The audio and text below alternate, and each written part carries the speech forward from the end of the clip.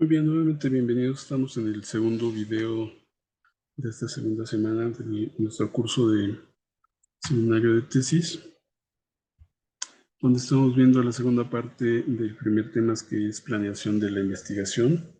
Y ahora tendremos tres subtemas, como ven en sus notas, que es la justificación, alcances y limitaciones, el cronograma y el presupuesto. Ya en el primer video toqué un poco sobre algunos de estos temas, sobre todo la justificación, pero voy a ahondar de acuerdo con el temario y las notas sobre estos tres subtemas. Resulta importante conocer el significado y las características de una tesis que ciertamente difiere de otros documentos que también son considerados como textos científicos, como lo es la monografía o los artículos científicos. La diferencia radica básicamente en los aspectos de contenido, la extensión, la complejidad de estructura, y por ello, pues antes de hacer una tesis es conveniente que ustedes como estudiantes reflexionen sobre sus propias habilidades, aptitudes y sobre todo el valor agregado. Es muy importante que en lo personal y a nivel profesional les va a traer la elaboración de esa investigación, si es que así lo deciden o en algún momento de su vida lo realicen. Pues en el fondo lo que debe guiar un trabajo de investigación es un interés genuino sobre determinada temática o propuesta de indagación académica, pero que, como comento en el video anterior, también es muy importante que aporte algo nuevo al conocimiento. O por lo menos en el nivel de maestría, que haya una aplicación de ese conocimiento. El elaborar un trabajo de investigación como la tesis no solo permite fortalecer e integrar habilidades y destrezas durante nuestra formación profesional, sino que claramente brinda un valor agregado a quien lo concluye en virtud de la potencial transferencia y aplicación de sus conocimientos a su ámbito laboral y o académico.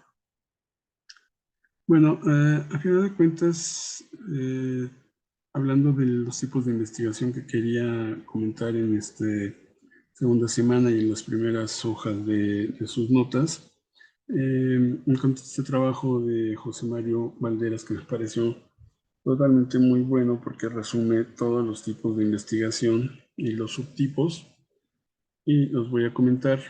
Primero tendría que ver con la investigación en función del propósito, que puede ser básica, pura o teórica, o que ya puede ser aplicada después por un nivel de profundidad. Ya vimos esta parte: exploratoria, descriptiva, explicativa y correlacional. Por la naturaleza de los datos puede ser cualitativa, que puede ser cuantitativa. Cuando es cualitativa puede haber una investigación-acción o una investigación participativa. Y aquí hablamos de estudios de casos, etnográfico o histórico, y en la cuantitativa con datos directos o datos secundarios. Un cuarto tipo de investigación es por los medios para obtener los datos, si es de campo, es documental o es de laboratorio.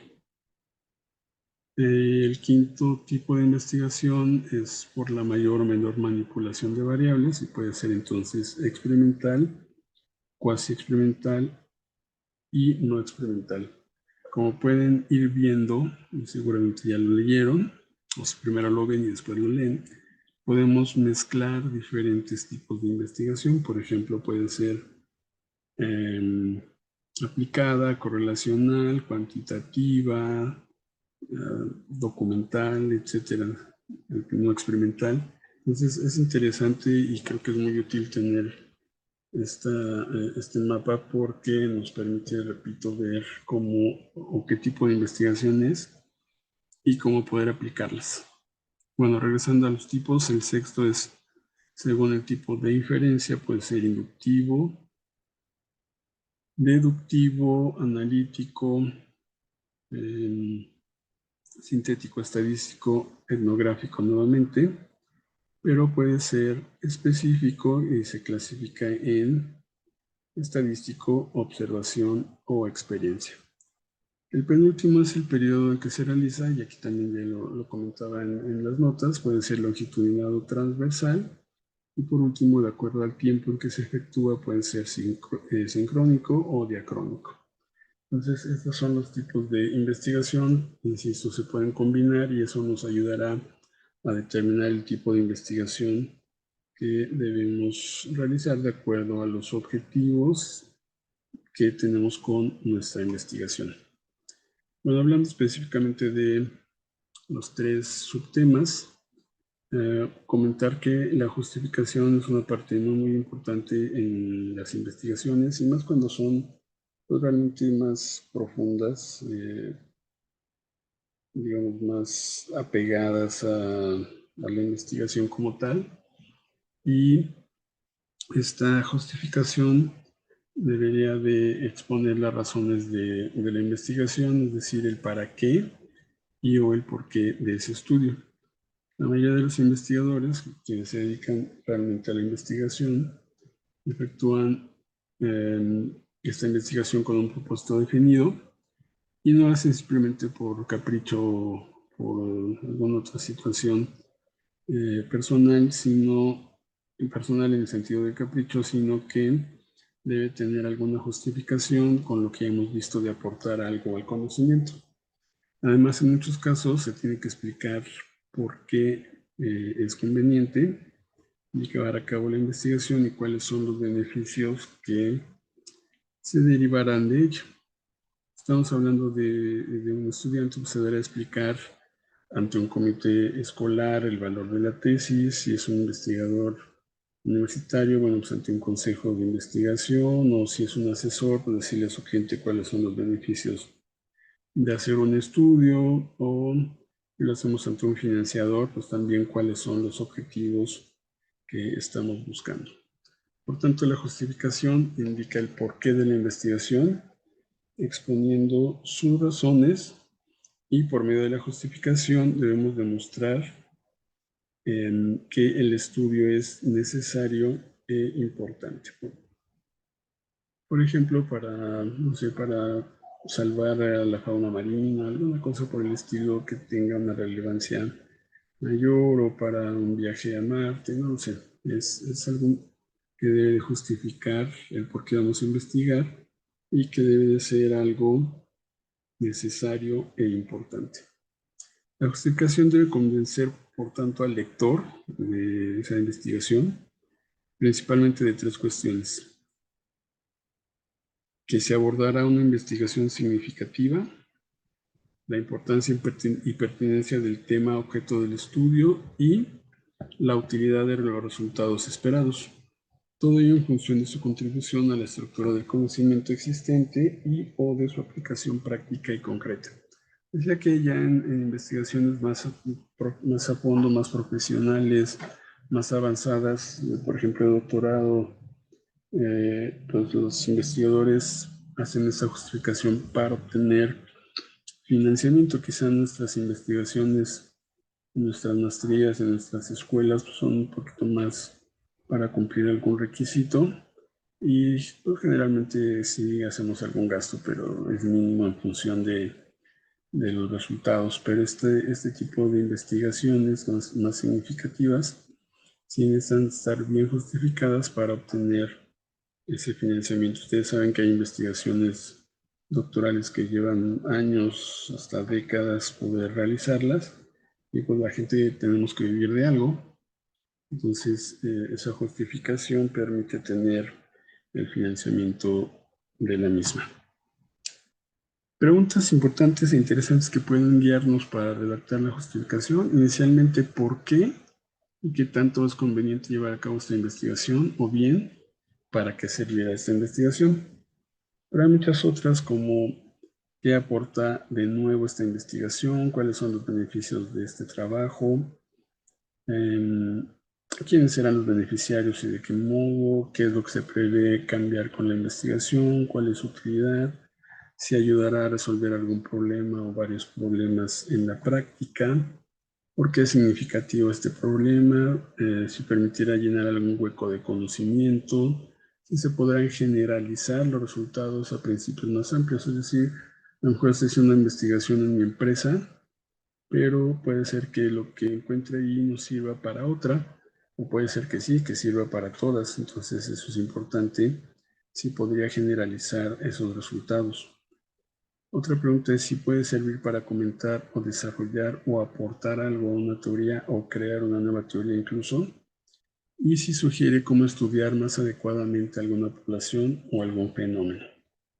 Finalmente, la justificación claramente formulada debe sustentar que el problema, primero, es significativo, eso es importante, que es pertinente, es decir, que se puede, que debe de realizarse, que es viable en términos de recursos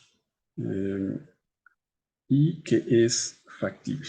Es decir, si de pronto quiero comprobar que, no sé, que la próxima Centauri, la estrella más cercana a la Tierra, ya se apagó y quiero viajar, será poco probable. Entonces debe de ser pertinente, viable y factible. Es importante mencionar que los antecedentes del tema son parte importante en la investigación. En este apartado se deberá analizar todo aquello que se ha escrito acerca del objeto de estudio, qué se sabe del tema, qué estudios se han hecho en relación a él y desde qué perspectiva se ha abordado. Los antecedentes son muy importantes para la justificación porque es la sustentación teórica del problema, es decir, cuando justificamos debemos agregar si ya hay algo sobre el estudio que se está haciendo o si no hay absolutamente nada, porque ya vimos que es diferente tener ya información sobre el tema y tiene que ver con el método de investigación a entrar en un tema totalmente nuevo. Por eso es preciso explicar en esta sección de la justificación qué se ha investigado hasta ahora en relación con nuestro tema de estudio, destacando el modo en que nuestro estudio puede crear nuevos conocimientos o una visión diferente de lo que ya hay. Y de ninguna manera hay que confundir los antecedentes de la investigación con los temas u objeto del estudio que ya estoy tomando en cuenta. Los antecedentes y la justificación de un proyecto de investigación suelen colocarse al comienzo del mismo, pues con esto se cumple funcionalmente el mismo papel, más o menos de la introducción, aunque para nuestro caso habremos de hacer una introducción y también una justificación. Cuando redactamos la justificación es importante tomar en cuenta que tendríamos tres tipos de justificación. Primero, la teórica, esto es cómo la investigación se relaciona con postulados teóricos, como ya comentaba, si se puede revolucionar lo que ya hay, si estoy cambiando algo, si estoy agregando algo, o si estoy confirmando algo que ya existía o demostrando algo que no se conocía, o añadiendo un nuevo argumento a favor de algún bando, es decir, alguna teoría, en una discusión especializada. Una justificación práctica, esto es cómo la investigación podría modificar la vida real de las personas o qué usos prácticos podríamos descubrir o demostrar si aportamos soluciones a un problema en algún tiempo, en algún lugar, o si inauguramos un campo nuevo de aplicaciones, rentabilidades o intereses. Y finalmente, una justificación metodológica, es decir, cómo el método empleado para la investigación constituye en sí mismo una aportación independientemente de los resultados. Preguntas como, ¿cambiaría radicalmente la manera tradicional de investigar un tema, un asunto, si proponemos nuevas vías o nuevos procedimientos, o si demostraríamos la ineficiencia de ciertas metodologías hasta este momento, y la proposición de algunos métodos que puedan aplicarse a otros campos con buenas posibilidades? Esto no es muy común porque, bueno, pues la metodología está ya, digamos, probada y seguramente esto nos llevaría bastante tiempo poder realizarlo, pero es parte de las justificaciones que podríamos tener. Obviamente no hay que hacer las tres, podrían ser básicamente o deberían de ser básicamente una de estas tres.